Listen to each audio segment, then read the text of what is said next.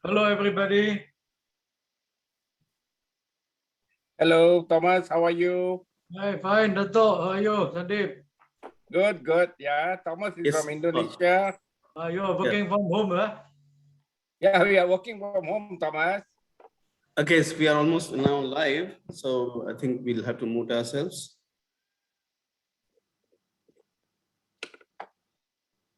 Right, Eric, can we move on? Good afternoon, everyone. I am Aris Balanay, and it is my pleasure to serve as your program moderator for today's webinar entitled Pre and Post-COVID Perspective on the New Normal. We are live in Facebook. Visit www.facebook.com/AIBC ASEAN. Don't forget to like it and share our webinar for today. Now it's time to hear from the co-chair of ASEAN-India Business Council and the country chair of AIBC Malaysia, Dato Ramesh Kodammal, to deliver his welcome remarks. Thank you, Eric. Thank you once again. Good afternoon to all my dear friends around the world. Some are from India, some from Indonesia, some from other parts of the world. Actually, AIBC is very proud and happy to get prominent speakers like what we are having today, Mr. Joshi and Mr. Chowdhry, who have got experience in whatever we can say that they are going to pass us some sort of knowledge and information where we are going to move forward in this pre and post-COVID. The perspective of a new normal, which is the title of today's webinar talk. What is important here is that we can understand that throughout the world, we have this COVID effect. Some of us have somehow or the other really taken few steps back. Some of us have taken few steps forward, and some of us are still waiting to see what we can do to move forward. So with all the businesses around, with all our friends around the world, when I speak to, everyone has got their own unique problems. If you look at it today in ASEAN, the cases are increasing leaps and bounds. From Indonesia to Philippines to Malaysia, Thailand, now Vietnam. The cases are increasing. And how are we looking at this in the near future? And then as we are linked with, AIBC is linked with India, we see that cases have reduced. Today you might have a close to 40,000 cases, but what we notice and what we hear that the cases might increase sometime in September or October. So these uncertainties actually give us some sort of feeling in which direction we are moving. Today we have got our experts with us who are going to speak to us on what are their views and how they look at it that will come out of it. Various news reports from around the world give us different views. I just read an article this morning by the writer writing and telling that this COVID will only come out in 2024. 2024 is a very long time, my dear friend. He said the retail businesses will only pick up by then. The hotel industries, the travel business are all not moving today. And what do we actually do? Can the government alone support us with businesses being closed down, government's tax collection being reduced? We are having all problems all around. The businessmen actually are getting confused. That is the real truth about it. But the businessmen actually are the people who sow the seeds to move forward. And these businessmen, whom we call them entrepreneurs, are the ones who actually take decisions during times of crisis. And for the decisions for businessmen to take during this time of crisis, we always depend on information, depend on suggestions, depend on data. These are the things which the businessmen actually depend on and then take decisions.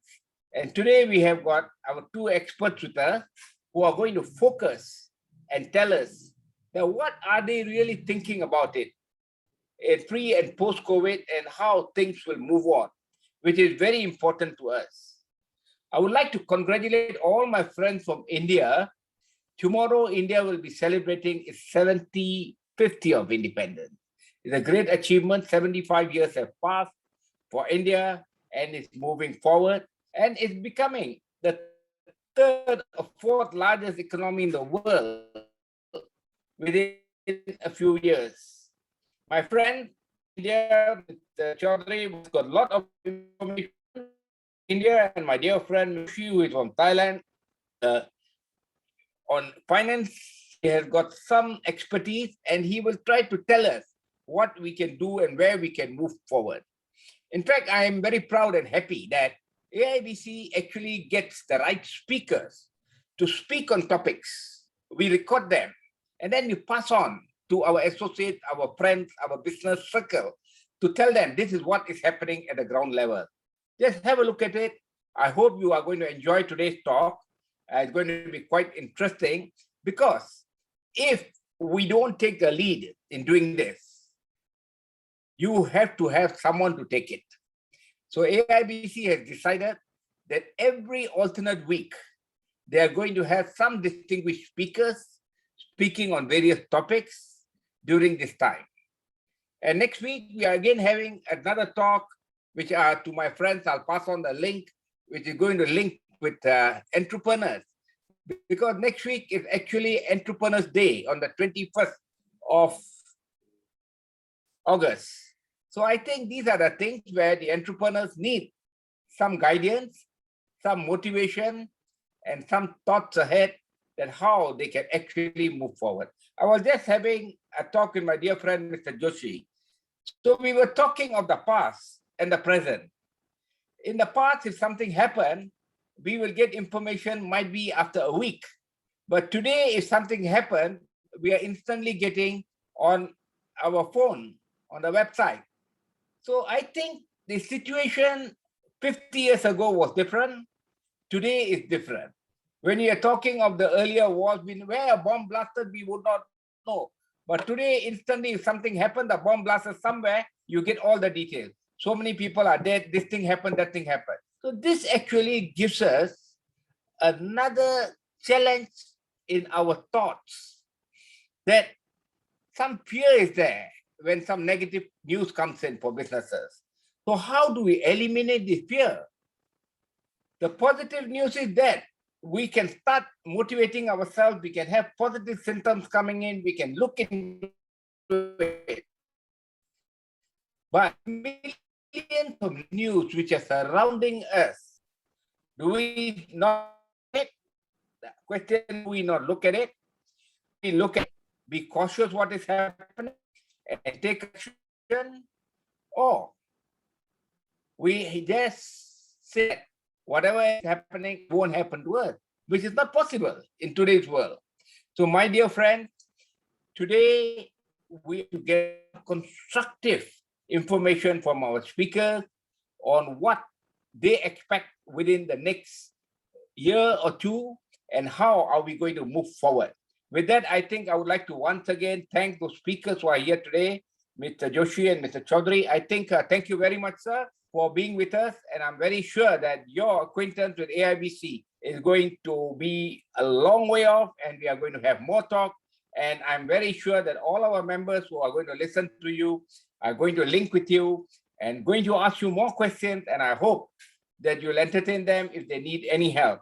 That is the reason for getting wonderful speakers like you to be on our platform today, so that we can help each other to improve ourselves. That is what actually we need to do. I'd like to thank my dear friends, Mr. Sandeep and also Johnny Chotrani from Philippines, who have been very kind to always work on this platform to see that things are happening. And I'm very sure that whatever we are doing, we are going to be paid off with good return, because our members, our friends, our entrepreneurs around ASEAN and India will benefit in one way or the other, with some sort of motivation, in some sort of positive thought, in some sort of information which our speakers give them. With that, I wish you all the best. I thank you all once again, and I hope that you all will join us in more of our talks, which we have regularly. Thank you once again. Iris, I think you can carry on now and move forward. Thank you. Thank you very much, Dato Ramesh. as what Dato Ramesh is telling us, our webinar is recorded and you can watch it on demand in AIBC website. Kindly visit www.aibcasean.com. At this juncture, may we call on the President of India Chamber of Commerce-Cambodia, Mr. Sandeep Majumdar, to introduce our guest speakers.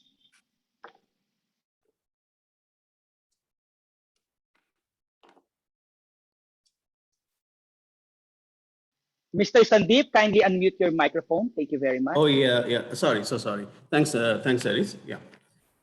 Okay, so good afternoon, everyone. I would like to thank our distinguished speakers today, Mr. Suhas Joshi from Thailand, Professor Ujjwal Chotrani from India, my friends Dato Ramesh Kodammal from Malaysia, and my dear friend Johnny from Philippines and his team. Our first speaker will be Mr. Suhas Joshi from Thailand.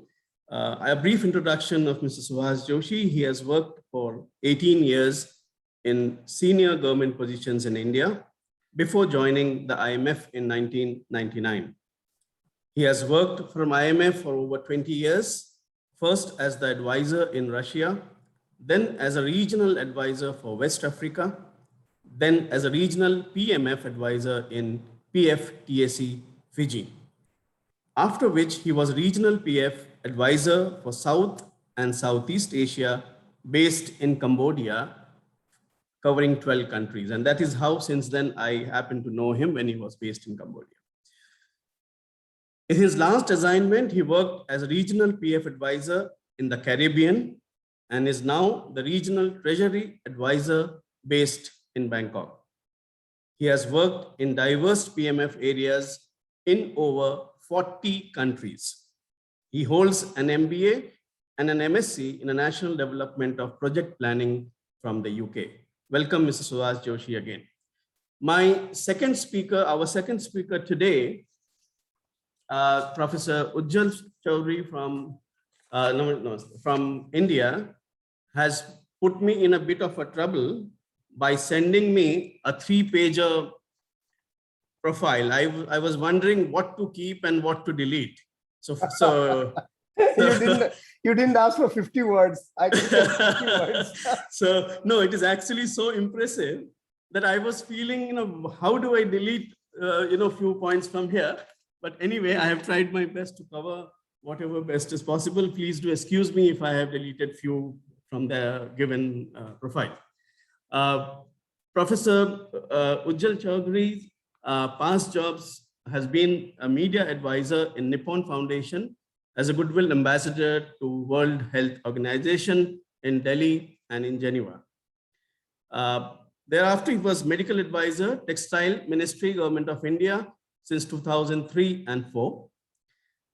He worked with Business India Group, Z Group, which we all know, we all Indians, we know about it, from 91 to 97.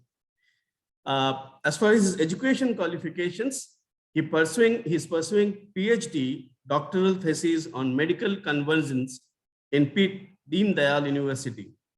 A master's in the international relations from Jadavpur University, which we all know is a very famous university in India. He holds a PG diploma in journalism and communication. He was DN faculty of, I'll go to the next one. He was DN of Symbiosis International University from 1998 to 2001, and then 2006 to 2010. After that, he was Executive Director, ISB&M School of Communication from 2010 to 2012.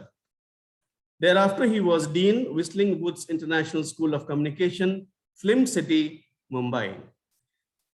He was in Nepal Works. He was a consultant to the CG Group launched by CG Institute of Management. He was also Dean in DGPMC, Devi Prasad Goenka Medical College in Mumbai University. He was DN faculty of Media, Design, Communication in Amity University, Mumbai.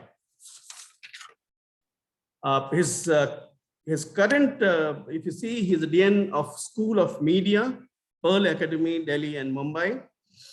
He was Pro Vice Chancellor, Branding International Relationship, He was a regular writer on education, media, society, and politics in DNA, Deccan Herald, Deccan Chronicle, Millennium Post, Eastern Chronicle, Financial Chronicle, News Laundry, the Policy Times, the Tribune, the Assam Tribune, the Sunday Guardian, the Wire, the government. Have you left anything else? I think you have covered all the. Kindly stop it here. Only medical has to be replaced by media. That's all. Not Media, medical. yeah, it's regularly appearing on India Ahead TV and irregularly in network of 18 news. It's really impressive. So everybody, I think, would be looking forward to hear from you. His awards and recognitions are winner of Global Leadership in Communication, winner of Hall of Fame in Communication Education, winner of Golden Triangle Award of Global Forum of Public Relations. Pretty impressive. We all look forward without wasting any more time. I ask my moderator to call upon our first speaker. Thank you. Thank you very much, Mr. Sandeep. Let us all welcome our first speaker, the Regional Treasury Advisor of International Monetary Fund, Thailand, Mr. Suhas Joshi. Mr. Suhas, the virtual floor is yours. Thank you. Thank you, everybody.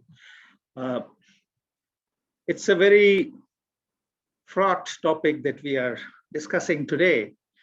So I would like to recall what Emperor Hirohito said after the Second World War, that we have to bear the unbearable.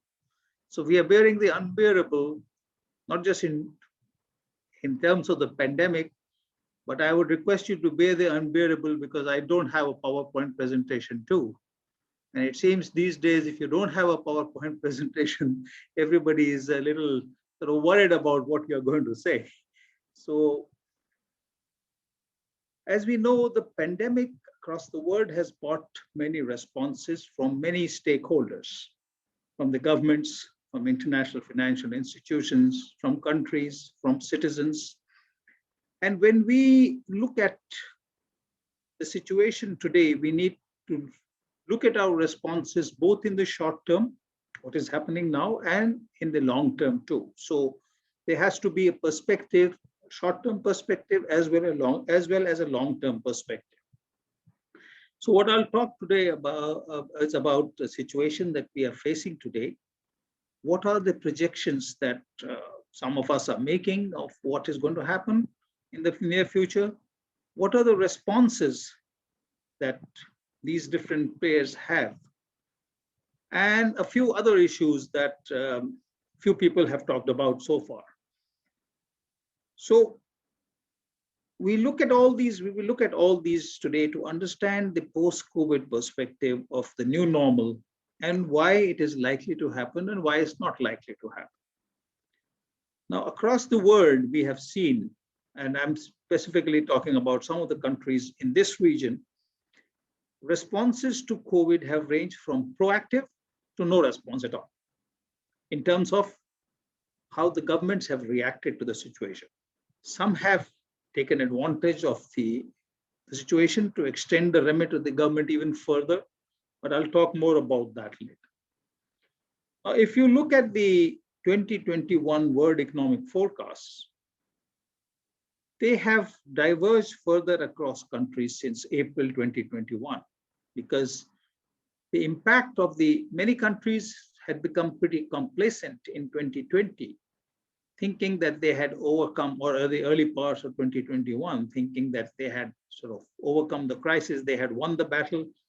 But then different variants have hit the populations across the world and have had a very debilitating impact on not just the economic situation, but in terms of life and health also.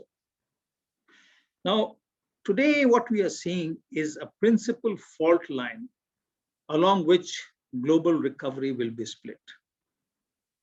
Why do I say that? Because if you look at it, close to 40% of the population in developed countries are either fully vaccinated or more or less vaccinated, compared to less than half of 40%, this is 20%, in emerging market economies, and a very, very tiny fraction in low-income companies. So that's why there is a huge fault line between the rich and the poor, between the developed economies and the developing economies. and low-income countries. And this fault line will be with us for many years to come, because what is going to happen is that the chances of recovery, unless of course something else happens, some other pandemic takes place, or these things get worse, this is a projection only. This fault line will make sure that almost all the advanced economies will see a further normalization of economic activity later this year or early next year.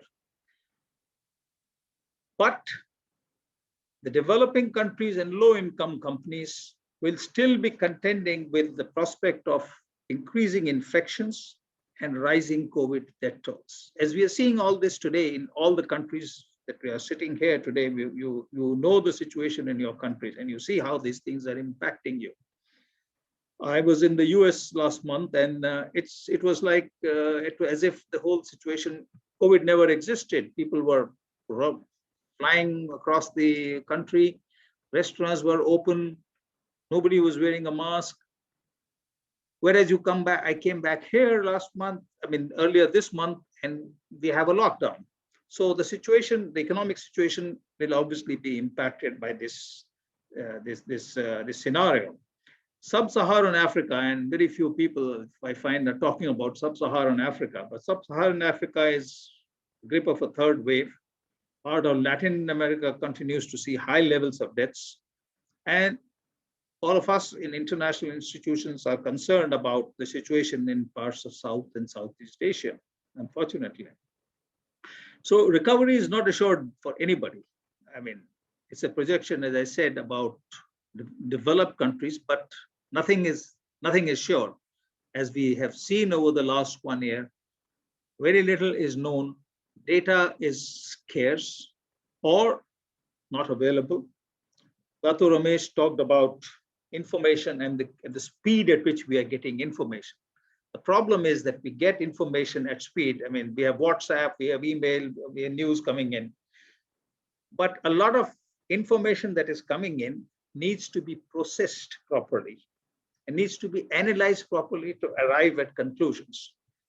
What is really happening is that we get all this news and then we jump, there's a knee-jerk reaction. We jump to conclusions. Those conclusions may be right, the conclusions may be wrong. Chances are they're likely to be wrong than right. So we have to be careful about how that information is processed. Under normal circumstances, we will collect statistics, you will analyze those statistics, then you will confirm the data, and then you will arrive at a conclusion. Now, we don't have that time. Now we don't have that luxury of time. We are facing a crisis. So information is scarce, and the chances of good data analysis are very limited. And that creates a separate set of panic.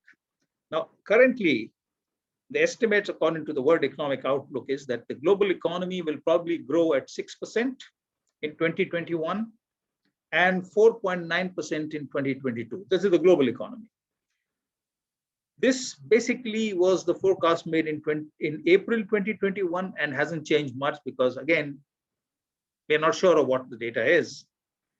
But there are some offsetting revisions. Some projections have gone down, especially in areas where the pandemic is still raging. And the prospects for emerging market and developing economies has definitely been marked down in 2021, especially for emerging Asia, which is most of us sitting here today. So the situation, as we see it today, is not very bright. By contrast, while we are downgrading the economic prospects for developing countries, the prospects for developed countries has been revised up. Now, that was based, as I said before, without taking into account the possibility of new variants emerging and decimating the population. So basically, much of this upgrade for the developed economies come from United States, and the fiscal support that the US Senate has provided in the second half of 21, and the health metrics. If you recall, the US was facing a big crisis late last year and early this year, lots of deaths. That has changed. Things have become much better. So it's a question of whether those advantages can be retained or not. Now, the other thing that we are seeing is price pressures, mostly pandemic-related developments and supply-demand mismatches. Again, I was seeing in the news today that some other port in China is likely to be closed down, so that will also impact the supply. So supply-demand issues will be are becoming a concern, and of course, inflation, both including food inflation, is expected to return to pre-pandemic ranges in most countries in 2022, once all these events that we are seeing have had their impact on the prices. That means the prices could go up, but stabilize in 2022. But uncertainty remains high. As I said, everything is uncertain because one thing is guaranteed, that all these projections that we are making today will change tomorrow. When that tomorrow will come, I don't know, but that change will definitely happen. Inflation is expected, elevated inflation we are expecting in emerging markets and developing economies, as I said earlier, especially relating to higher food prices. There are also regional concerns that will take place. The situation in Myanmar, for instance, will impact many other economies around the region, which are dependent on imports from there, especially of food items.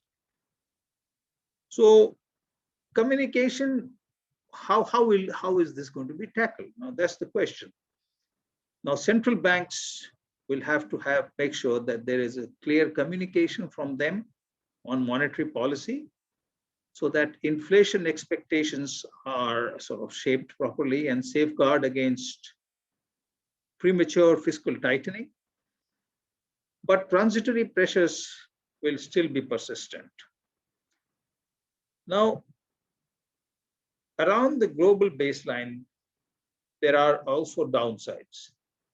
Slower than expected vaccine rollout, or protests from some people, as you can see in some of the developed countries on to vaccination, may allow the virus to mutate further. We already have seen several mutations, and the way a virus survives is by mutating. So to expect the virus not to mutate is against science. It will mutate. Question is, how far will it mutate and what will be the impact of that mutation? And whether the vaccines that are being provided today will be able to mitigate the risks that will arise from that mutation. Financial conditions will therefore tighten rapidly. So the emerging markets and developing economies are therefore likely to face a double hit from pandemic dynamics that will be worsening and external financing conditions that will be difficult for them. The developed countries have been able to raise huge amounts of debt, but that is not the situation, that is not the condition that developing economies face. That for them, or low-income countries are facing, because for them, accessing the debt market is getting increasingly difficult. So when that happens, there's going to be cash problem in these economies. When a cash problem arises, there'll be a setback to recovery, and it'll also further drag down the economic outlook. Now, let's look at a little of how some of the countries in the region have. I will not name the countries because I mean I work on them, so I wouldn't like to name them. But countries have reacted differently. There are some countries who had, at the onset of the crisis, developed very proactive policies to manage their cash better, to manage their resources better, and to direct them better. There are other countries which coasted along, doing whatever they were doing without making any changes. And then there was a few other countries which have tried to take advantage of the situation for the government to expand its remit, so to speak, to put its hand into the till of the public enterprises that they control, to take cash out from there. Many of these countries, in fact, all the countries have a dual problem of falling revenues and increasing costs. Increasing costs because of the health problem and the pandemic. Falling revenues because the economies are not doing as well, as all of you know from your personal experience. So this is again a second double whammy that these countries are facing. So multilateral action in terms of what institutions like multilateral institutions like the IMF and the World Bank are doing. In a situation like this, when and developing countries are unable to access resources easily, the multilateral action has a vital role to play in trying to diminish the divergences and strengthening global prospects, because if half the world is not doing well, the other half is not going to do very well either. So the economies today are mutually interdependent. So it's easy to say for developed countries, I'm doing fine, but they won't be doing very fine if the other developing countries or less developed countries are not doing well, because that will still pull down growth prospects. So, as I said earlier, cash flows have been a major problem. And one of the things that we have been saying is, in keeping, as I said, if you look at short-term and long-term, this is the short-term perspective. The long-term perspective is that crisis like this also provides an opportunity for corruption and waste. So institutions like the IMF have been advising countries to keep the bills, so to speak, keep the details of what was spent, where it was spent, how it was spent, because sure enough, you would discover maybe 2 years later, maybe 3 years later, when the pandemic is over and normal activities resume, that a lot of money was misspent, a lot of money was misdirected. And today, people are so focused on the crisis that nobody's thinking about this part, but this will surely come up. So it's one of the things that we have been recommending to all the countries, to keep the bill so that we are able to see, everybody, you including the countries themselves, are able to see what was happening during the crisis. If there was a failure, what was the reason of the failure? Because tomorrow, if a pandemic like this reoccurs, we need to learn lessons from this crisis. There's a saying that don't waste a good crisis. So this is an opportunity not to waste the crisis, at least gather the information so that we learn for the future. So what are the responses from the financial institutions? One is policy advice. For instance, we are writing, spending a lot of time giving advice to countries on how to deal with cash flow problems, how to deal with other issues, how to deal with COVID problems, how to make sure that money is transferred through electronic means, etc., to the population so that the costs are reduced. And also we do a lot of hand-holding and advising countries how to do things in practical terms. The IMF, for its part, as concessional lending it extends through poverty reduction and growth trust. It's an endowment that is largely funded through national contributions and is built to sustain an annual lending of about $1.75 billion, interest-free, essentially under IMF programs. So the fund is providing this sort of money interest-free to countries which need it. Last year alone, in 2020, the IMF provided large-scale emergency liquidity support totaling about $9.5 billion. Now, these look like big numbers, but considering the global crisis, these are not very big numbers. But the IMF itself is a smaller institution, and the scope for rapid liquidity support is now largely exhausted in terms of the funding the IMF has. Still, there are further contributions for another 6.5 billion for this year that have already been made by the IMF. And The fund is now asking, therefore, the fund is now asking member countries, especially the US. The US has about 19% of the IMF shares, so it's a major the major contributor. So the government, the IMF has asked the US government to raise the contributions and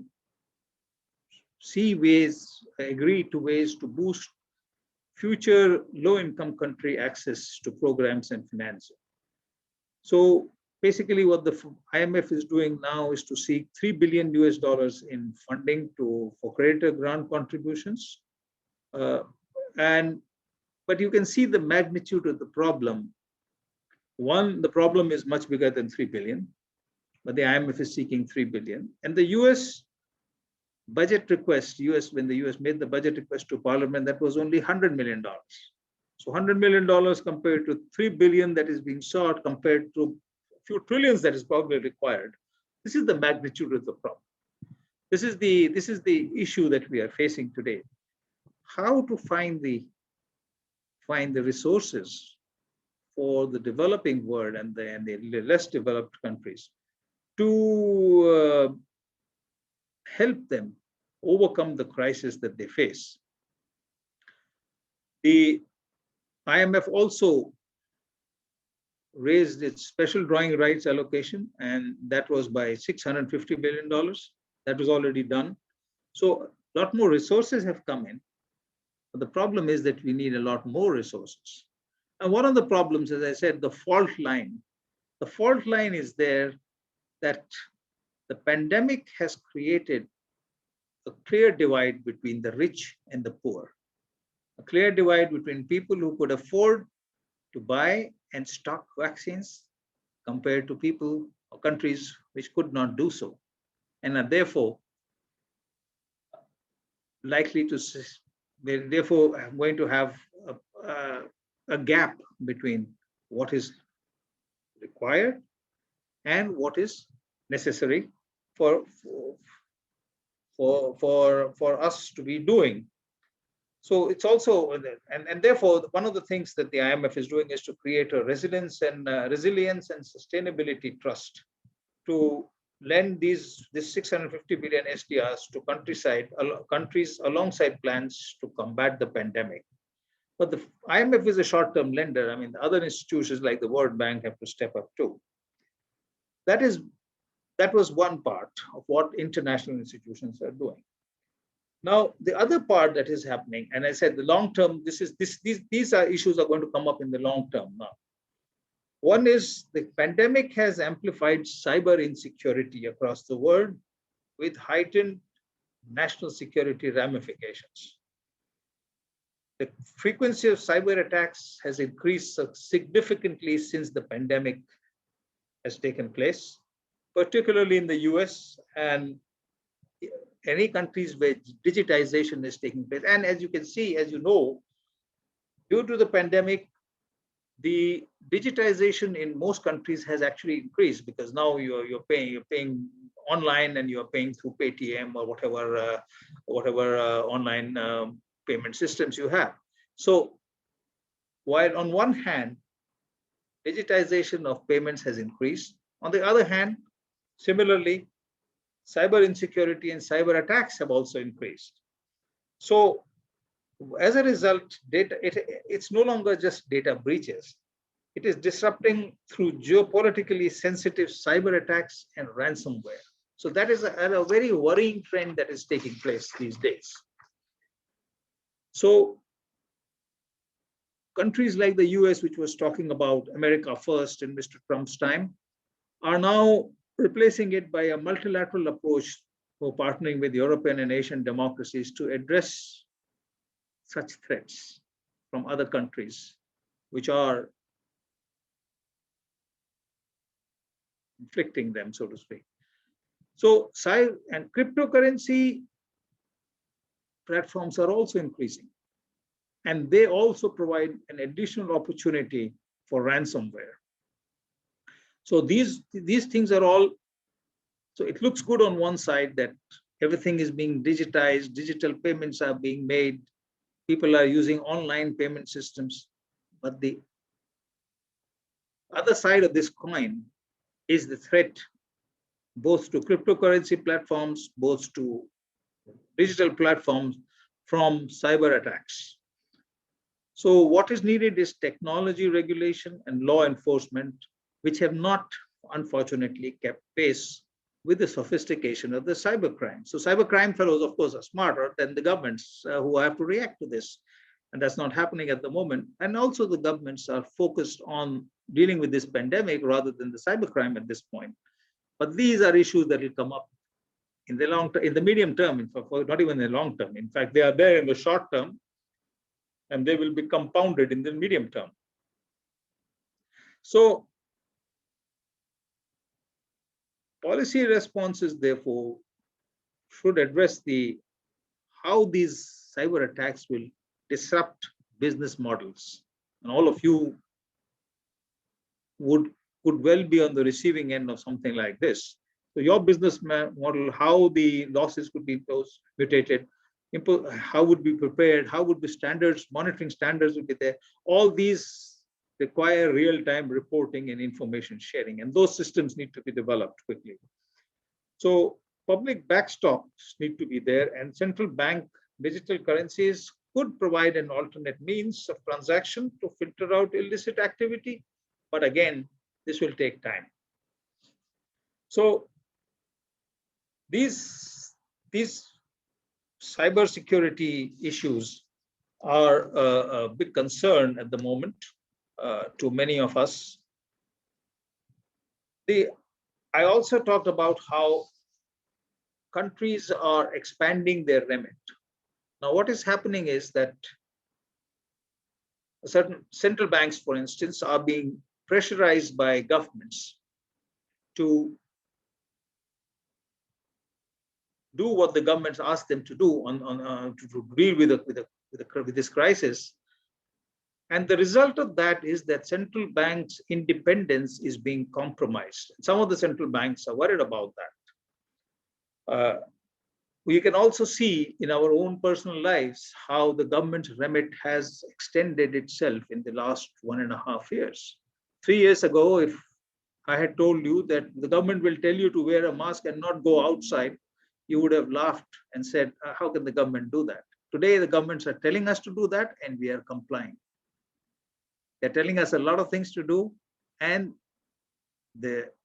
in areas or in countries where democracy or democratic values are not well entrenched, this could be a serious risk, because once the government, we have a saying in India, I mean, Indians will know it, that once the tiger gets blood on its mouth, then you can't stop him. Sher ke muh mein khoon lag gaya, right? So this is what is happening with the governments. Governments have now realized that they can instruct you to do things that they would never have imagined they could instruct you to do 2 years ago. And you are complying. And you are saying, yes, this is for my protection. And therefore, the chances that the government will forget that it could do it in the near future are very low. So that is another risk to democracies and democratic principles in future, which again, very few people are thinking about at this point, because the assumption is that whatever the government is telling us is for our benefit and is for our protection. But the same thing will also work when the pandemic is over and the government still has an ability to give you instructions, and you have the mindset over the last 3 or 4 years of the pandemic to accept and comply with the government directives. And very few people who will question this, because today if somebody says that getting a vaccine is not a good idea, everybody is vilifying him and saying, so the option of having a different opinion is being compromised in this way. It may be right, it may be wrong. I'm not saying that you should not get vaccinated. I'm saying that the option of having a second opinion or a different opinion is being reduced slightly or significantly in some countries. So that is another aspect of government control that is going to impact us in the near future. certainly in the medium term and most definitely in the long term, in my opinion. This is my opinion, of course, this is not IMF opinion. But I think that this is a serious area that needs to be considered over the few years. So basically, in terms of what the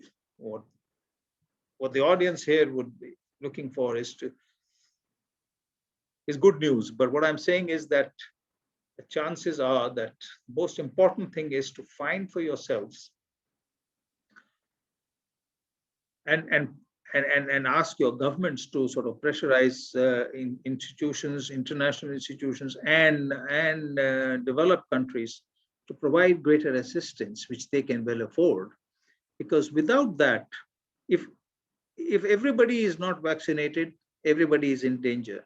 Similarly, if everybody is not doing economically well, then everybody else is in danger too. It's not the word economy is very closely linked today. We are not living in islands of in separate islands ourselves. All our economies are linked. So if one is not doing well, the other will not do well either. Most of the large markets today are in South and Southeast Asia, not in the West. The emerging markets are there. The growth potential is here. So if the growth potential here is compromised, then obviously the GDP of the developed countries will also be compromised. So that is a message that needs to go across through your governments to both the institutions and to the developed countries. So that is all I had to say. Thank you very much for listening. Thank you very much, Mr. Suhas. Later, we shall be opening our virtual floor to question and answer. During the Q&A, please write your question on the chat box. And now, let us proceed to our second speaker. Let us call on Professor Ujjwal K. Chowdhurry. Thank you. Thank you, Mr. Balani, and for the welcome note also by Mr. Majumdar at the beginning. And it was fabulous listening to Suhas ji, and like a statesman, almost like a philosopher, he towards the end of the talk, he brought in the issues of challenges of that the democratic nations will face. That's very important. Just to recapitulate and begin with a link to what Joshi ji has spoken, advanced economies will see national normalization by 2022 beginning, possibly. However, less income and developing nations will take more time, and all projections are volatile in the given situation. Slower than expected vaccination rate going on. Indeed, there is a big challenge between the gulf between rich and poor people is increasing, haves and have-nots increasing. I will add to that the digital divide also, the digital haves and the digital have-nots as well in today's time. You know, the world economy is around $80 trillion before pandemic. And there are various estimates from World Bank, IMF, from the IFC, from McKinsey, and several other. Between 4 and 6% has been the loss. So if I can take 5% loss, that means we are at a 76 $76 trillion economy at this point of time. And under this situation, obviously the pressure on the poorer countries will be much higher. And the reasons Joshi ji has very rightly enumerated as well. And he talked about tech regulation and cyber law enforcement as a big necessity going ahead. Very right. I'd also like to add cash infusion must for economic revival. Whether the cash infusion comes from the national governments, as in the Western countries have happened, or from international bodies like IMF, World Bank, or whatever. But cash infusion is much important. Moving on to my topic, I would like to say that one of the challenges in these times is, at least for the local entrepreneurs, to have a domestic business focus. And domestic business focus in uncertain times of travel, uncertain times of business, and even uncertain times to send products and deliver services across frontiers, across borders. So there has to be some domestic business focus in which branding and marketing becomes a critical function. Doing branding and marketing at a lower cost on a digital platform or through digitally more. So today my focus will be branding and marketing in times of COVID and beyond. Can we create a young marketers playbook, the new playbook, which is the digital era playbook? Can we do that? That's the attempt that I'll be doing. Just a minute. It would have been better if I would have used the slideshow, but nevertheless, at the space at which I'll be speaking, the host can please change the slides, because I would like to go a bit fast. No, go back. That's why I wanted to do it myself. Lesson 1. So, Professor Ujjwal, I will yeah, do it. can you share yours? Yeah. Yes, thank yes, you. I'm doing it. Yeah, is it fine? It's visible to everyone? Yes. Yeah, we move on. So lesson 1, I will look at certain lessons that we can learn from the current situation over the last 18 months, which may be valid for the next 2 years, 1.5 years, depending on the situation.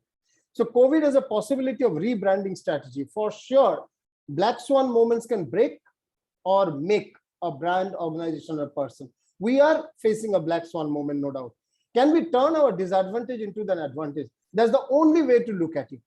Reskill, upskill, rediscover, rebrand, particularly in the digital times. Lesson 2, what's the communication of the moment?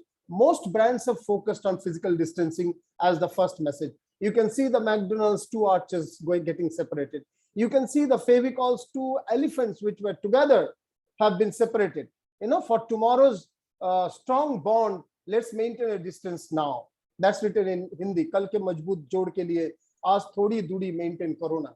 So whether it's several other brands have done similar things. To lack of time, I'll not go into examples. More. Lesson 3, values and compassion. It's very clear the brands which have communicated values, compassion, are the brands that are being talked about, looked at, and will have a longer shelf life. Volkswagen saluting Corona warriors. Oyo, a hotel aggregator, talking about physical distancing. Taj welcoming Corona warriors. There have been videos by Taj Group from Delhi where the Taj employees were standing on the lobby on both sides and clapping and welcoming the tired, exhausted health workers, doctors, and nurses every night when they return from 12 hours regime, 14 hours regime in their hospital, sometimes 24 hours as well. Oberoi is doing the same thing. New products and continued marketing, that has come in. Ogilvy study shows, I have taken the content from 6-7 very focused surveys and studies during this time. The Ogilvy study says the brands that come up with the right marketing and branding strategies and newer products and services during crisis time will be able to garner up 3 times more market share. So Imami forays into hand sanitizer, it wasn't there. Byju's and Zoom, we are using Zoom at the moment, are communicating with newer products and services. Zoom has come with a focus feature, with breakout rooms feature, and at a breakneck pace, they are adding on new features. Lesson 5, sustain short-term sales. Yes, there will be a challenge in the short term. Can we sustain to an extent? So splurge in sanitizer production by a plethora of healthcare brands. Masks being manufactured even by Amways, which were, Amway is a direct marketing organization, you know that. So there have been short-term newer sales areas that people have looked at. COVID protected operations messaging. The messaging has to be COVID protected operations. So Unilever live streamed scientists and doctors' advice on a daily protection of the consumers. The live streamed, and these doctors and scientists whom usually the audience will not be able to get or afford. Baidu Map upgraded its real-time epidemic area in more than 200 cities. It's an app, as we know that. It's a map app helping protect public health and safety. Zomato stressed on safe, non-touch food delivery. The advertisement of Domino's, great taste delivered safe, clearly displays the brand-oriented thinking. The messaging was, the branding message was completely focused on COVID-protected operations. Lesson 7, digital rediscovery. Now, this is very significant that Cantor.com study tells that for 5 or more hours, 1/3 of waking hours or even more, middle class to upper middle classes, upper classes were focused on consumption of content online. So whether it's consuming long video, short video, mobile online games, online chat, whatever, online education, so online entertainment, Netflix for that matter has actually increased 800 times. That means if there was 100 subscribers, it 8 times, sorry, not 800, 8 times, that is 800 plus, that is 900 subscribers in the last 1 year, 2020. So in their earnings report of April 21, Amazon, Facebook, Google revealed people have become more dependent on their offerings, the offerings by these groups, and since the shutdowns, and this trend will drive long-term growth.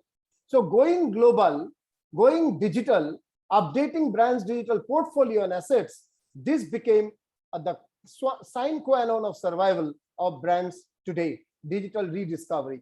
Lesson 8. And this digital rediscovery has to be looked at from diverse digital aspects, updating the Google My Page, business page, updating the website and portal. Everyone has been going into that. Being on social media platforms with engaging content, updating same few times, creating branded content and making them viral. Moving on, like the branded content of Asian Paints, the Har Ghar Kuch Kehta Hai, the branded content of the Volkswagen on Corona Warriors. So they have gone viral. Moving on to ECRM, or upgrading the intensity of ECRM, electronic customer relations management. Many new ECRM clients have come in at this point of time who are not resorting to ECRM earlier, using Telegraph and WhatsApp notification for outreach, going gung-ho in e-commerce. Now, the place where I'm staying in Calcutta, India's biggest cake brand Monjini's is coming to every housing society in Calcutta, including the society where I am, with Facebook and WhatsApp notification coming into the groups, the WhatsApp groups, as when they are coming and on. So this is a new form. These were not there earlier. Now, digital consumer intelligence, this is another new concept. Data and statistics and analytics related to consumer homebound activities, so that there is an insight about the consumption habits. And according to the insights, the communication can be done. So this concept of DCI is now common. Even the universities are now resorting to DCI, understanding the digital habits of the targeted students and their parents and all that. So acts, not ads. This is another. Too many ads are there. So what is important is not the 30-second ads anymore, but full story, a human story. That is act. Could be 2 minutes, could be 3 minutes. So Asian Paints Har Ghar Kuch Kehta Hai. They have made a 30 seconds ad, no doubt, but they also have the full story, which is there viral on the social media. Facebook Face of Success, 7-minute stories on small entrepreneurs who have succeeded by using Facebook. So that story series is going on. Cadbury's heartwarming video, thanking people for staying at home and promoting happiness, contentedness. Furniture brand IKEA, making masks and sanitizers, voluntarily closing 50 stores across US. Sunrise Masala storytelling. So the whole story is about spices for immunity.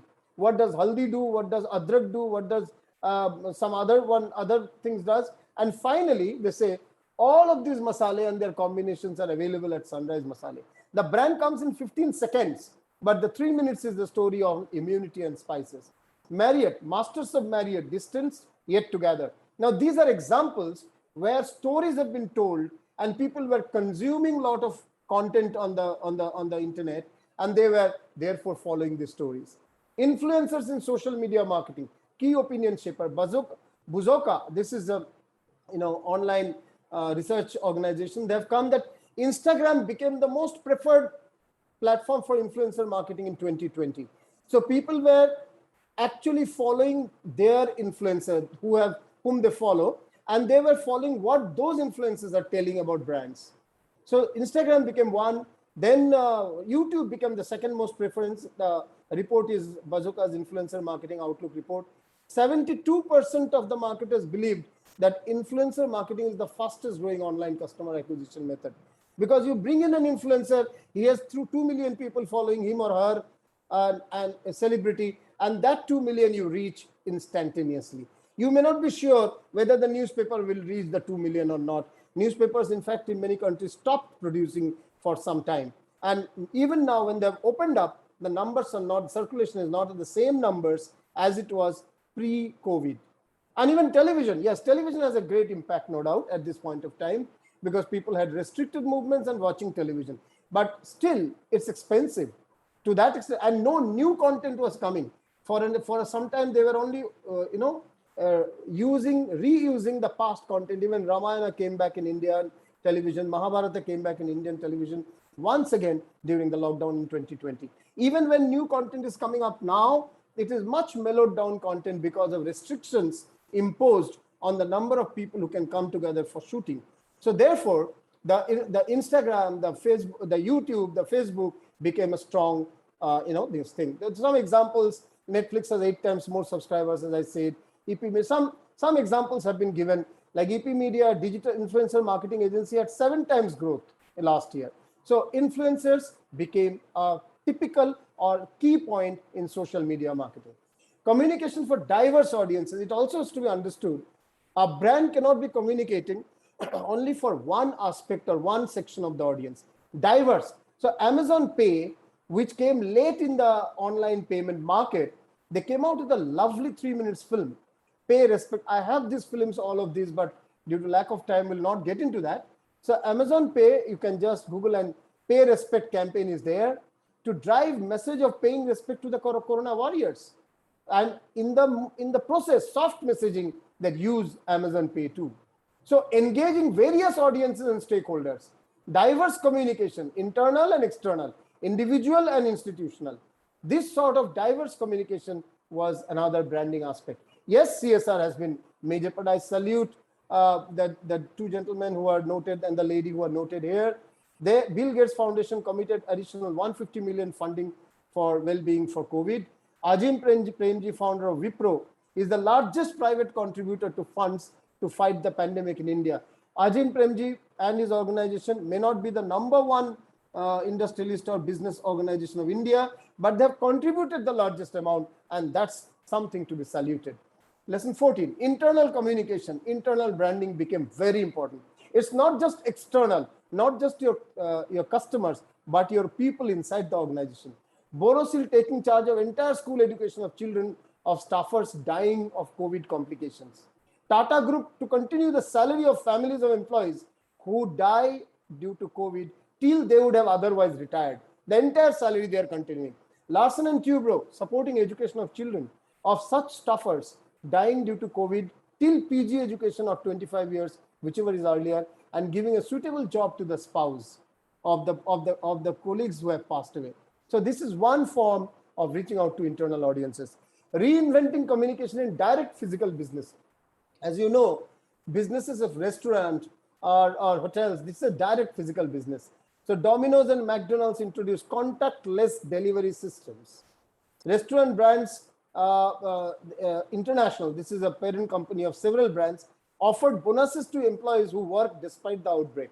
So each one has come out with HR or external communication issues, including even standee, leaflet, tabletop, recorded video, everything on the spot at the space to communicate what should be maintained as COVID protocol. So lesson 16, brand as a caregiver, extending the previous one.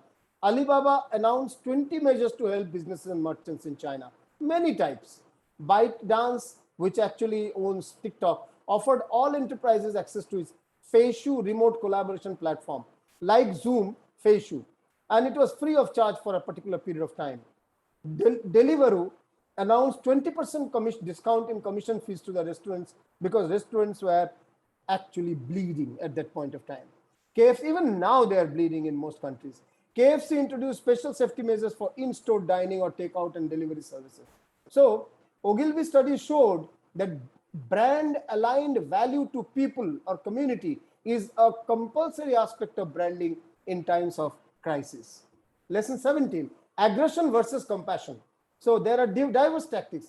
Some brands like education, Byju's, Coursera, EduTech, HealthTech, FoodTech, food items, groceries, like Big Basket, similar other essentials, they need to go aggressive because this is the time where restricted movement is there. So people need to get their services and products sitting at home delivered safely. And therefore, these organizations which do that need to go aggressive. Whereas the ones which, like for example, automobiles, yes, I'm happy to note that in last quarter, automobile sales have picked up in India majorly, but in the previous quarters, few quarters since April 2020, in those 3 to 4 quarters, it was in deep trouble. And therefore, the focus at that time was more on reaching out, CSR, saluting Corona warriors, bringing in succor for them and all that. So aggression versus compassion, diverse tactics. Crisis marketing. Customers should feel that companies exist in some form and cares for them during crisis. KFC offered free meals to medical caregivers. Ford started some philanthropic activities such as providing money to support food programs for children no longer coming to school. Walgreens promoting pharmacy chats. S3C donating $4 million in equipment to hospitals in Yuan. Philips donating. So many examples, many more can be cited.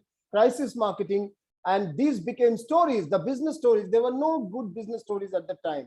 So everywhere there was negative stories. So these crisis marketing, caregiving became good business stories and good branding. Lesson 19, de-risk your business. Like universities started their online course. And in India, University Grants Commission has allowed 40% of regular courses to go online in future as well, 100% to go online now, and the top 200 universities to start their own online degrees for all times. This has been allowed. So this is a de-risking of the business. Restaurants focusing majorly on home delivery. Hotels giving away properties to hospitals and governments for health workers. So de-risking the business, everyone looked at that. I know of one college in Nepal giving its whole campus to the health workers and nurses because they were unable to go back to their homes because they wanted to protect their family members from crisis, from infection. And the campus was given for staying. COVID and protect brand saliency, relevance of the brand. So relevance of every brand, one needs to sustain, spend and earn exposure. Talkability. So talkability, and these are the examples by which you can create brand saliency even in crisis. Preparing for partial to total unlocking. Now this is what most countries are getting into, most businesses are getting into. So identify priority parts of the portfolio that needs the greatest potential, that has the greatest potential. Accelerate claims innovation, product innovation, technology innovation, finance innovation, and new needs and priorities of digital content. So preparing for partial to total unlocking, whereas the economy is qualitatively different from what it was in 2019 because of restricted movements of the consumer and due to the digital transformation. Now, this preparation is extremely necessary. Each brand will have their unique journey. New psychological connects. Now, because consumers are restricted, so there will be steep spike in the demand for newer and emerging teaching learning process, soliciting advice of medical professionals and legal consultants online. Now, these were not there. So these are creating new psychology. And this has to be understood by brands. Brand is, after all, a product of the thinking. So the journey from the factory to the mind of the consumer is called branding. So therefore, since the mind of the consumer is changing to an extent in given situation, branding norms need to change. And in this, technology impact has to be understood. Technology impact, technology has created innovations. It has also created an image of consumer empowerment. I can order anything, anytime sitting at home. Faster ways of thinking, so too many options are there. Symbol power, the symbol of being on technology, being on certain platforms, and new ways of connecting. Obviously, we are just now connecting in that new way, in a way, in a matter of speaking. So these are 5 technology impacts, and brands need to look at them to understand in their particular context of that particular brand, what can be relevant and how. AI-driven branding. Now, for the first time, AI was there, I understand, but artificial intelligence coming to understand the consumer behavior, thereby determining what to do, what to say, that is branding and communication. This is increasing post-pandemic. Human-centered design, inspiring deep emotional connects with the products and brands. This is an impact of AI-driven branding marketing. So JioMart, everyone knows about JioMart, Jio's new e-commerce platform. The Jio and WhatsApp has integrated 3 crore small Indian Kirana shops to digitally transact with every customer in the neighborhood. So Kirana shops, which are mom and pop stores sort of thing, have actually now come on a large digital platform of 3 crore entities. So this and AI is actually utilized to track their business there. Preparing for saving investing economy. Without getting into detail, we are moving to an economy where people are saving more than spending. And one part is investing more rather than the focus on consumption is less, saving for the regular consumer, investing for the company, certain category of companies. This is the thing. So in this, brands need to understand, because when the consumption goes down, the same communication cannot be done what was done when consumption rate or level was higher. Consumption index just now in the country is very low, at least in India. It's the same thing, I'm sure, in other places as well. McKinsey and Company talks about 5R formula. Resolve what you need to determine the scale, pace, and depth of action that you need to take. Resolve. Resilience, create resilience, what you can protect under the given situation. Return to the business, good operational health, but not necessarily return to the same level of operations. That is the point of the judgment.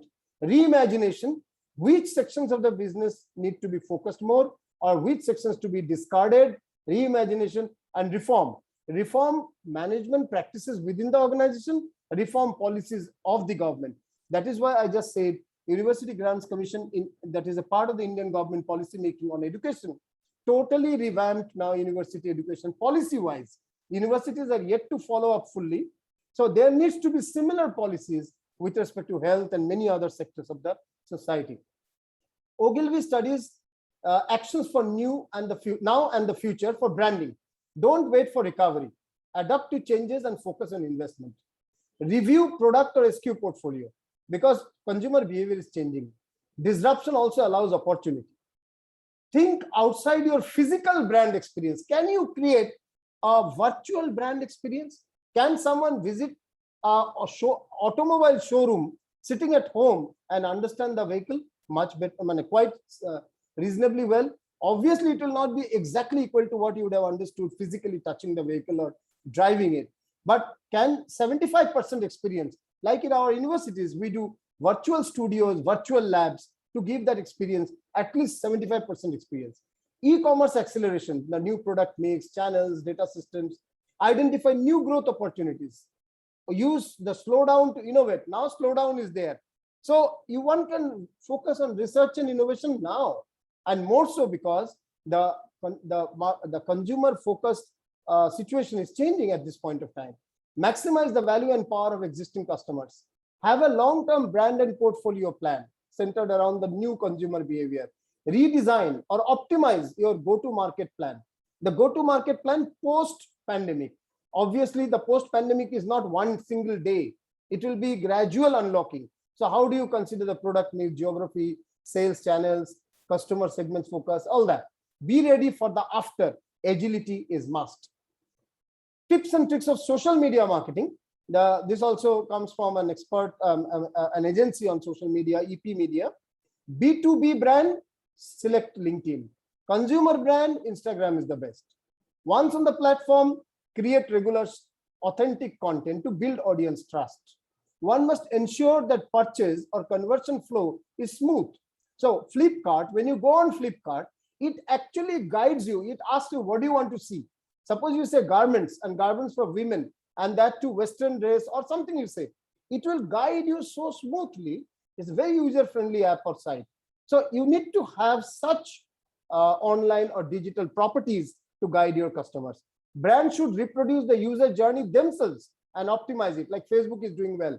So people who have used Facebook and have made it successful, their stories Facebook is telling in a very beautiful way. Identify and collaborate with digital influencers, content creators. Every industry, like even let's say technology industry, has certain tech bloggers, has certain influencers who know about technology. So use them. So every industry has their influencer and content creators. This is the last part of my talk, will be from Harvard Business Review, research by Janet Bellis, and the whole report is extraordinary. One should read, and I've summarized the report here. Old truth, marketing begins with knowing your customer. New truth, marketing begins with knowing your customer segment. It is not enough to tell customer, but which segment of the customer, because the psychographics, demographics, and ethnographics of different customer segments are drastically different. Though they are all your own customer, still there could be drastic differences. So this is the new challenge. The EY, Ernst & Young Future Consumer Index says, how do consumers decide to buy something? Based on 14,500 people, 20 countries. This is during the pandemic, online research. Affordability. 32% looks at affordability. Can I buy it? Health first. Is it healthy? 25%. This criteria has come up because of the pandemic, obviously. Planet first. 16% look at, is it good for environment around? Society first. Good for greater good. Is it a greater good? Experience first. Who has experienced it? Has someone recommended me that? Or can I experience it before buying it? So these are 5 factors that EY Future Consumer Index talks about. The next lesson from Harvard Business Review. You are competing with your competitor. This is the old belief. The new post-pandemic, you are competing with the with the last best experience of that your customer had. So the customer came to your brand, your hotel, bought your car, or took your service in the restaurant. So what was that experience? You are competing with that, not your competitor. So this is another aspect that they have brought in. Customers hope you have what they want. This was the old truth. They hope. Customers expect that you have exactly what they want. Exactly what they want. And that's why AI/ML, artificial intelligence, machine learning driven consumer data will tell what content should be there in my communication, what commerce format should I have, physical retail, e-commerce, hybrid, what? Which community should I target while communicating, and what convenience do I provide? So these 4 will determine that I go to the customers exactly what they want, closer to that. So this is the next point. Old truth, quoting customer is just like dating. Quoting customer is just like online dating. And every young man and those who are young at heart, they know the difference between offline dating and online dating. So that's the challenge here. Old truth, customers must sit at the heart of your marketing strategy. Now, customers must sit at the heart of your customer journey. So it's not about marketing strategy anymore. It's about designing the customer journey. What does my customer get to know or feel when he or she comes in touch with my brand first time, till the time that the person buys my brand, then uses, because post-sale service will also be there. So customers sit at the heart of your customer journey. This is the difference. It's not about marketing strategy. It's not about big jargon and all that. It's about designing customer journey. And it's true for all. If I'm running a university, what is my learner's journey? I would not use the word student. And there is a philosophy, why student to become learner, teacher to become mentor. I'm not spending time on that. I've already taken time and I'm closing it. So customers must sit at the heart of your customer journey. This has to be understood. Relationships matter. Old truth. Relationships are everything. Because B2B sales in restricted market can only be done to people you already know. Challenge is B2C. How do you create new relationship when you don't meet your consumer, when the consumer is remote? So that is why there's a new form of relationships coming up. We are building a relationship. I haven't met any of you, including Mr. Majumdar, who has introduced me to this platform. But we are building a relationship. The relationships are everything. That's the new truth. Agility is a technology process. Today, agility is modern marketing approach. So agility is given. It's not about technology. It's about the thinking. Technology is an outcome of using a technological machine, software, whatever. But when it is a modern marketing approach, agility or speed is a part of the thinking, the mindset. Oh, your brand should stand behind great products. Now, product is less important, the value that it stands for. Your brand should stand behind great values. The moment you listen to the name of the brand, local or global, what is the first image that comes to the mind? That is the value that you represent. So it must stand behind strong values. You need the right technology stack to drive modern marketing.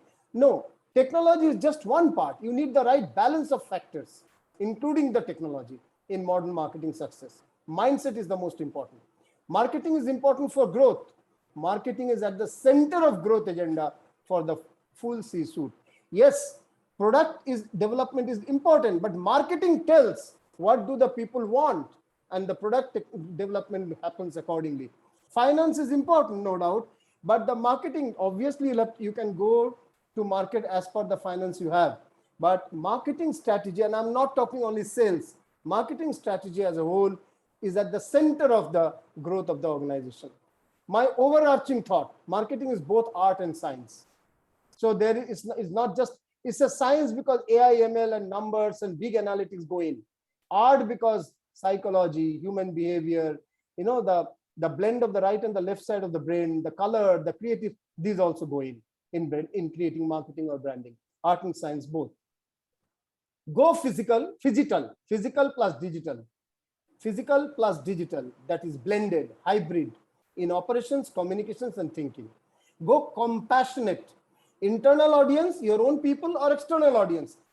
The bond is the most important. Compassion is most important. Just, the impact is, the influence is now on through compassion. Converse, don't just communicate. Converse means both ways, not one directional. Engage, not just inform. Customer engagement is key. Techno-driven, but brand value should be intact. So technology is good, but if your brand stands for certain value, whether it's eco-friendly, whether it's about integrity, whether it's about whatever, that value must be intact. Reskill, we need to learn things which we basically knew in a better way, like digital tech skills and all. Reskill and upskill, go to the next level of learning. And this upskilling, reskilling, you have to do with the external customers also. If the customer does not know the new technology, they cannot use your products or services. Obviously, internally, your own staff. So reskill and upskill both ways. Thank you for a very patient hearing. I might have taken a few minutes more. I'm stopping the share and we can get into any discussion that you feel like. Thank you for your patience. Yeah. Thank you very much, Professor Ujjwal. May we now open our floor for open forum. Please write your question on the chat box. And for specific question, kindly write the name on who you are addressing your question to. May we call back Dato Ramesh, Mr. Sandeep, Mr. Suhas, and Professor Ujjwal. So for our first question, Thank you. Thank you, Dato. So for our first question, this question is addressed to Mr. Suhas from our Facebook viewer. What policies can help countries reduce debt vulnerability? So the question is, what policies can help countries reduce debt vulnerability? Sorry, what was the last word? Vulnerabilities. What policies? What are yours? Yes. Well, this is a very complex question, really, because as you know, for developed countries, it's very easy to raise money on the market, especially countries like USA, because the US dollar is a reserve currency. So the country can just print notes, and which is what they are actually doing. And this is not a viable option for any of the developing countries or low-income countries.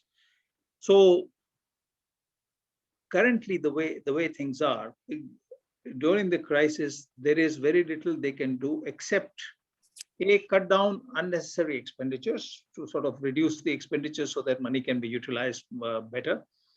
And B, the next action really lies, as I said earlier, with international financial institutions and developed countries in providing assistance to A, reduce the debt, give debt relief. Some countries have given debt relief to some of the other countries which owe them money. So what is traditionally called a haircut could be given in some cases. Debt relief could be given. Postponement of the time over which the debt has to be repaid could be extended. The interest rate could be reduced. Those are the sort of debt relief that countries should actually take up this issue with their debtors and ask them what they can do. In one country in particular in the region, some debtor countries have assured that they would give some relief. I mean, India is one of them actually, which has provided some relief. There are some countries which have refused to discuss this issue at all. There are some countries which have promised but haven't done anything yet. So there are various things going on. But it is worthwhile and it is very important for countries to take up the issue with their debtors to reduce the quantum of debt through either reduction of interest, postponement of the repayment schedule, or change of repayment schedule, or some other permutation or combination of these options. So those are some of the things that can be taken. As I said, separately on the international financial institutions side, efforts are already being made, but that will not be sufficient because we don't know how long this pandemic is going to last. We don't know how intense the problem will be. So we are all working with very woolly numbers at this stage, right? So efforts need to be made in all ways, in all directions, to mitigate the risk from continuing debt. Thank you very much, Mr. Suhas. Our next question is for Professor Ujjwal. With most people working from home, are there increase in data privacy issues? What do you think is the responsibilities of the companies or brand about data privacy? Frankly speaking, data piracy or data privacy rather, data privacy is a oft spoken talk which is almost a chimera. Everywhere, the way we share our data, even to get a air ticket or enter into a hotel, there is hardly any data privacy left, frankly. Having said that, the way we interact with Facebook, the things that we agree when we use an app on our mobile, so large part of our data is already given, and Facebook's income is actually from that. Facebook tracks the sentimentality, the tonality of the posts, the types of the pictures and the events that are shared, and accordingly suggests to different brands which target audience should be targeted by which brand. This is done through a use of artificial intelligence and machine learning. So there is hardly any data privacy. For that matter, in India, Aadhaar card is there, and there has been leaks of Aadhaar card information many times. The government already has the data of 133 crores of people, excepting the small children. And even the children now need to have an Aadhaar card, by the way. So the point is, data privacy, frankly, I mean, unfortunately, though I'm not justifying it, unfortunately is a chimera. It's a golden stone pot. Whether it's stone or gold, nobody knows.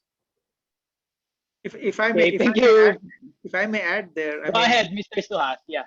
This is why I talked about the cyber epidemic that is taking place. I mean, that data, as Professor Ujjwal says, is you have already given it up. I mean, it was stupid. Frankly, it was stupid to assume that somebody would give you something for free and not get something out of you. You're getting all this email, WhatsApp, everything for free because somebody is getting something from you. There's nothing free. Nothing is free. And in any case, as all of you know, I mean, when your fingerprints are taken, when you're traveling at the airport, they all go to a bank of computers sitting in Australia, which is shared by 5 of the major Western powers, right? So they all know when you are, where you are, what you are doing. You have already lost that.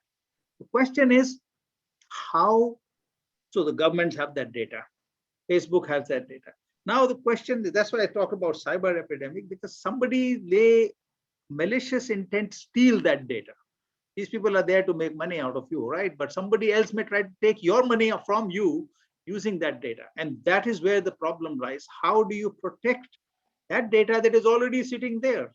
Your passport number is there, your Aadhaar number is there, your fingerprints are there, your eye scan is there, where you are sitting is there, your phone number is there, your wife's number is there, your father's name is there, everything is there already. Somebody wants it. How do you protect it? Protect it from thieves stealing that. That is your real concern now. So frankly, given it up. technology-driven surveillance, whether by the state or the corporate, is easily possible, is already being done. That's the reality. It's already being done. I mean, okay, definitely. Yeah. Thank you very much, Mr. Suhas and Professor Ujjwal. I think our next question is possibly for Dato Ramesh and Mr. Sandeep. what do you think are the key roles of association, business council, and chambers in post-COVID-19 economic recovery? Go ahead, Dato Ramesh. Yeah, thank you. I think this is a very important question for all businessmen. I think the chambers, councils, and associations are playing a very important role in this particular pandemic, as you call it. But we can understand the problems which have been faced by the businessmen along the line. We, as a group of associations and business, what you call that group, we are trying to see where we can support these businessmen by voicing out their problems. That is the biggest role which we can play. Like if there are problems with banks, like just now Mr. Suhas mentioned, that banks have to come up with some solutions to help even country. But the businessmen also need some sort of help along. Like in Malaysia, we have got a moratorium for 6 months. But now we are fighting for it, whether the 6 month interest can be waived. So there's a solution here that they're talking about it, that no, if you waive the interest, then the banks might lose out. But someone comes and say, in the last 1 year, even in 2020, the banks have made $30 billion. So why can't banks sacrifice and help the businessmen? Right. So these are the problems which we are facing, and we are voicing out, because you need groups, you need association, you need people to come up with solutions. We all know that whatever has been spoken, we are not sure whether the pandemic will last for 6 months or another year or more. But how are the businesses, when we talk of the businesses around ASEAN and India, about 93 to 94% are all SMEs and MSMEs. These are the most affected businesses. About 30 to 40% are already been affected during the pandemic. So how do we take them out of this problem? The government has got a responsibility, but at the same time, we businessmen have to voice out their problems so that something can be done. So it's not going to be easy. You know, even if you go to a bank today, if you have an asset, the bank doesn't want to fund you, because the reason is, they say for the last 2 years, you don't have a proper record. You have shown losses. So these are the problems which we avoid. The banks always like to play safe. When you go to them, this is not our money. This is what you call a depositor's money. Yes, we understand a depositor's money, but find a solution. We are giving you an asset which is 100% of market value. We are only asking you a loan of 70%. So why can't you take this as security and come up with some solution? So these are the problems which I think associations usually voice out for various areas. This is just one of the financial part, in business part. All the complexes and all the malls throughout ASEAN are closed. In Thailand, in Malaysia and all that. So we are fighting with the mall owners. Can we have exemption for rental for the COVID period? And the solution is, yes, we will give you a exemption for rental 1 month or 1.5 months, but you pay the rental first, and then in the coming month, we'll give you a small portion of it. How can you pay?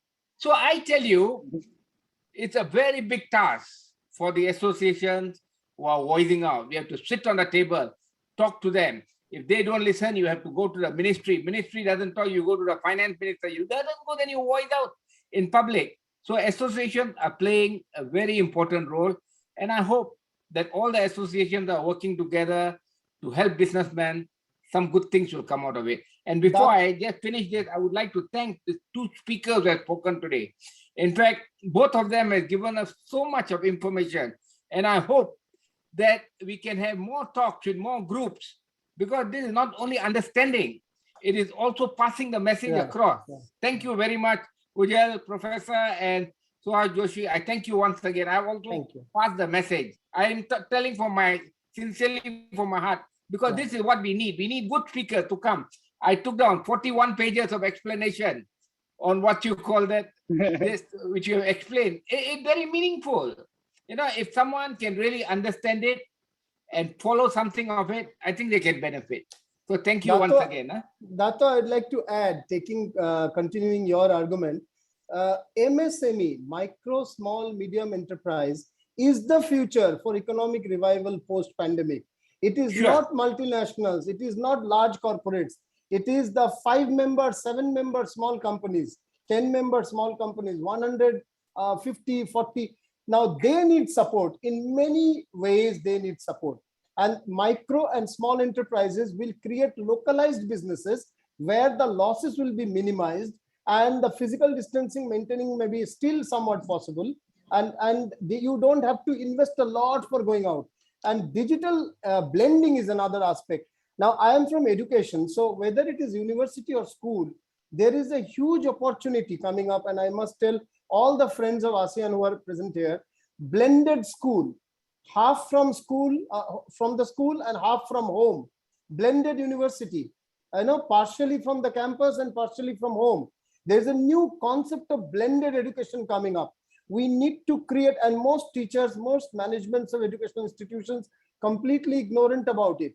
So blended education is the way to go. And I see a lot of business possibility. Those of you, if you are, or in your friend circle, already running schools and colleges and universities and facing losses, real estate is not the change maker now. It is the technology and the blended way of delivering education.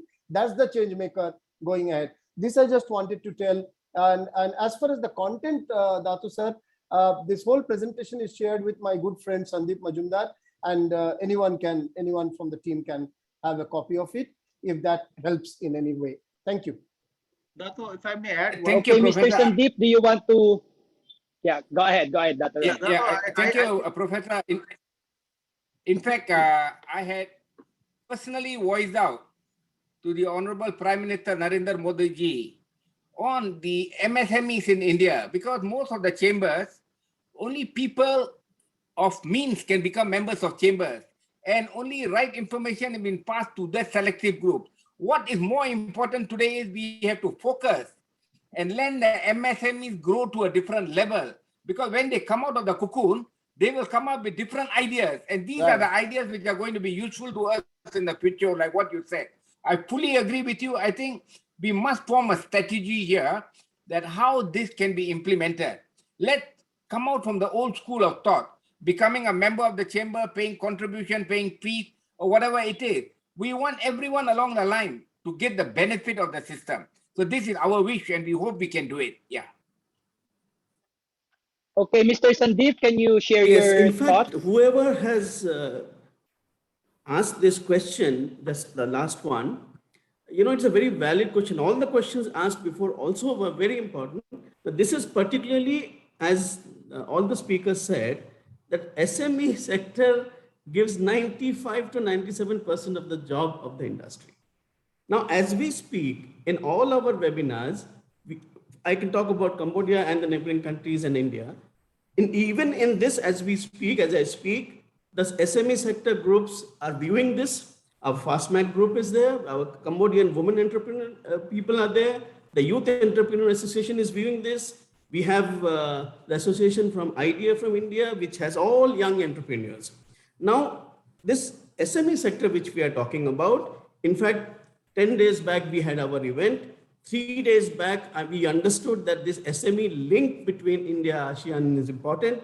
So me and Dato Ramesh, 3 days back, we had a special session with FastMac, which is the SME sector in Cambodia, just 3 days back.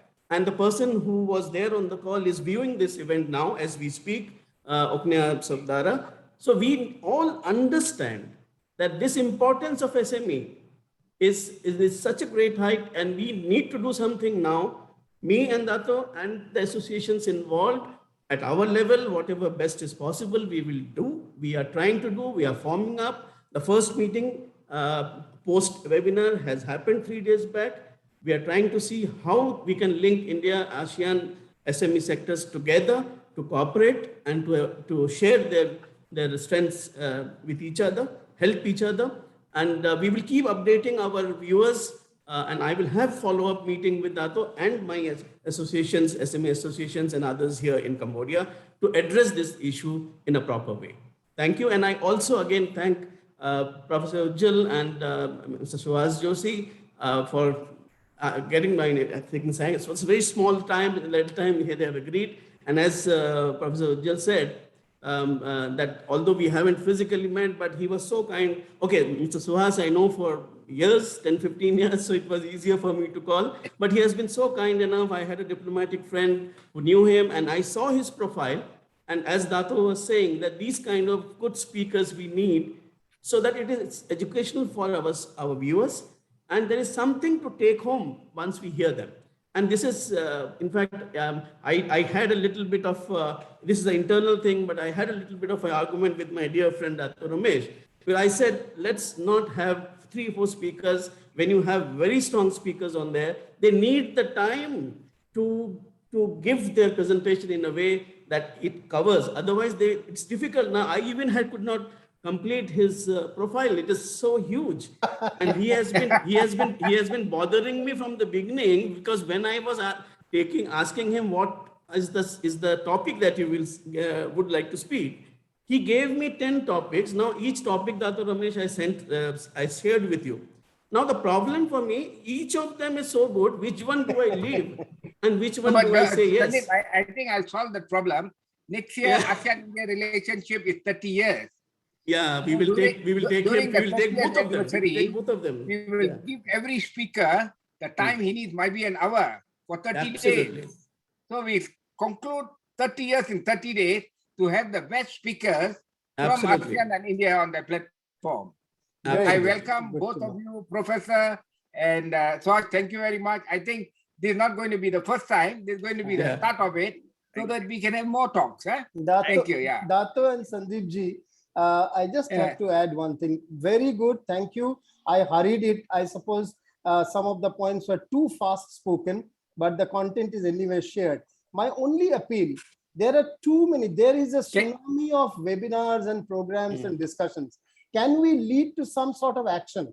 If there are, now I don't have knowledge in everything in the world. Obviously, nobody has. At least with respect to educational institutions, rebranding and repositioning post-pandemic, if there are members in your organization who are into education business, then there are discussions with them how to support a blended learning and how to sustain their business in future. Now, this sort of thing can be done. For example, micro businesses, people who start businesses with less than $5,000, that sort of support we can give from the AIBC platform. Professor, can I have your details? Please pass it on to us. Sandeep ji has it. Sandeep ji has it. On the few of the universities here, we'll get linked together. Yeah. Thank you.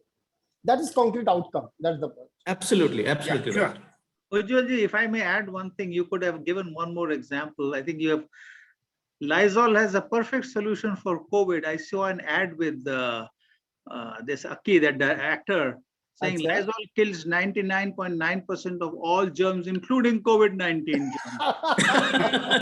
germs.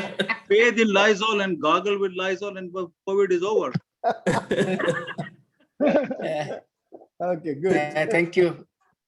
Okay, thank you very much. Okay, thank you very much. As we still have a lot of questions in our Facebook page, but as much as we wanted to continue, we are running out of time. So let us all give our speaker a virtual round of applause. Thank you very much, Professor Ujjwal and Sir Suhas, Mr. Suhas. And for our closing remarks, may we call on the country chair of AIBC Philippines, Mr. Johnny Chotrani. Thank you, Iris. First of all, we would like to thank everyone for continuously supporting our webinar. We are also thankful to our great speaker, Mr. Suhas Joshi of International Monetary Fund, Thailand, and Professor Ujjwal Chowdhry from Dean Symbiosis and Amity, India, for discussing on the topic of pre and post-COVID perspective on the new normal. I don't know what to say, but I can just say, wow, fantastic, excellent, wonderful knowledge they have shared with us today. So much to learn. To take it forward, it is undeniable that all of us were greatly affected by COVID-19 pandemic, and almost everything were put on hold. most work, businesses, and global economy became unstable. We all have the same questions. How are we to recover from this? And how will we be able to dance with the waves? Our speakers have given us their point of view and analysis on how to deal and coexist with the pandemic. As for what Professor Ujjwal said, we should not wait for recovery, but to adapt to changes and focus our investment on what is profitable now. Communication is the most powerful tool in this so-called new normal. Conveying positive messages from a negative situation helps us to rise above this pandemic. We should take advantage of the digital marketing and using social media through safe communication. In behalf of ASEAN-India Business Council, we thank you for this wonderful afternoon. Good day to everyone. Thank you very much, Mr. Johnny Chotrani. May we invite you all once again for another webinar on the 28th of August 2021 with a very interesting topic, importance of startups in today's world. See you and have a good weekend to everyone. Thank you very much. Thank you. Thank you very Thank you. much. Bye. Thank you. Thank you. Thank you. Thank you. Thank you very